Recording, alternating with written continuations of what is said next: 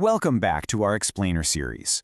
We're diving straight into Chapter 8 of Modern AI Storage, an architectural guide put together by the team at Virtualization Options LLC. Today, we're kind of cutting through all that usual hype around ultra-fast GPU memory to look at the actual bedrock of your data center, the capacity tier. So, if you've ever wondered where those literal exabytes of raw data, massive foundational models, and historical checkpoints actually live long-term, well, you're in exactly the right place. All right, here's our roadmap for today. First, the AI capacity tier. Second, the ultimate source of truth. Third, universal S3 protocols. Fourth, powering AI with byte ranges. And finally, number 5, flash fronted bucket architectures. Let's get into it. Starting with Section 1, the AI capacity tier, the foundation of the AI data lifecycle. Now, if you picture the storage hierarchy, right up at the very top, you've got that ultra-fast GPU high-bandwidth memory, right? The stuff operating in nanoseconds.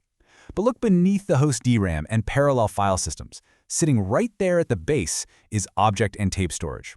This petabyte-scale tier operates with seconds of latency, sure, but it fundamentally underpins all those faster memory tiers above it. It's the sturdy base of the pyramid that makes the whole shebang possible. So what is it exactly?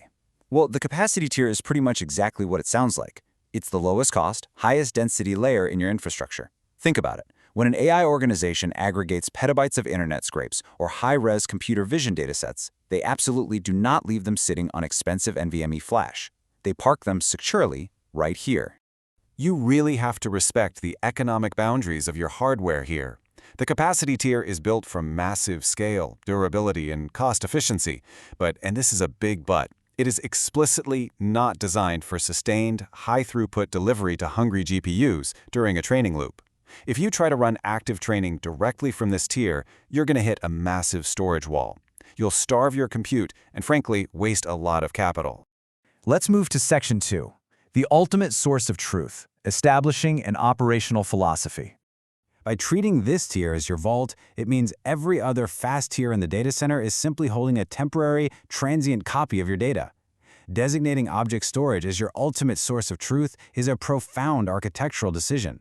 It means that whether your data is currently being prefetched into host DRAM or cached on a local drive, the canonical, authoritative version is safely locked away in the capacity tier.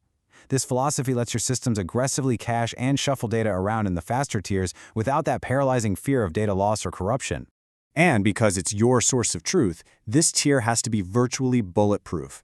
Modern object storage systems rely on advanced erasure coding and geographic replication to achieve per-object durability exceeding 11 nines. Think about that. That is 9 nines after the decimal. It practically guarantees that the vital historical lineage of your AI models will be there exactly when you need it. Moving right along to Section 3, Universal S3 Protocols, the communication nervous system. So how do all these different AI tools actually talk to this massive vault? The answer is standardization. Originally, this was just a proprietary standard for Amazon Web Services, but Amazon's S3 REST semantics have completely evolved. Today, S3 is the de facto standard, the universal API language for interfacing with the capacity tier. Whether you're spinning up a cutting-edge data engineering platform or just using a core AI framework, it comes with S3 compatibility built right in. And because it's the standard, virtually every major storage vendor implements it. We're talking Ceph, Minio, NetApp Storage Grid, Pure Storage FlashBlade, IBM Cloud Object Storage, the list goes on. This ubiquity makes S3 proficiency an absolute, non-negotiable skill for any IT professional managing AI storage today, period. All right, Section 4, powering AI with byte ranges, precision data retrieval at scale. Let's dive into how we extract data efficiently without suffocating our network bandwidth. AI training data is usually grouped into massive container formats or shard files. If your model only needs a tiny subset of a massive shard file, downloading the whole thing is just a massive waste of time. So instead, Step 1, the client identifies the samples it needs. Step 2, it issues a GET request with a specific byte range header. And Step 3, the system retrieves only those exact bytes, totally bypassing the rest of the file. This level of precision is an absolute game changer.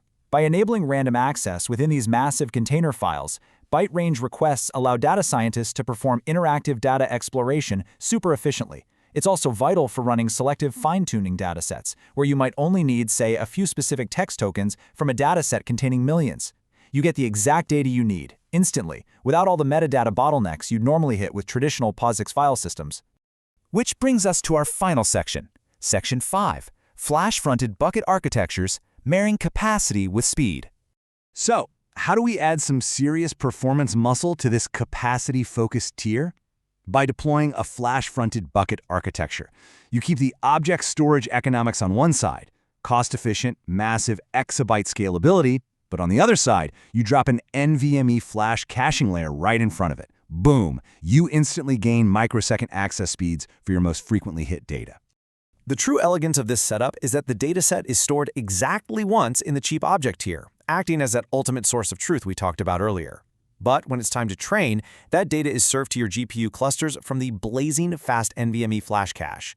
And because AI training loops are incredibly deterministic, meaning the same datasets are read over and over again across multiple epochs, this caching strategy is insanely effective. So, as we wrap up our look at Chapter 8, I want to leave you with this to chew on. When you look at your own AI infrastructure, is your capacity tier just a cold, forgotten data dumping ground, or have you actually architected it to be an active, high-functioning source of truth that securely powers your absolute fastest compute workloads? It's something you definitely need to answer. Thanks so much for joining me for this explainer, and keep optimizing that infrastructure.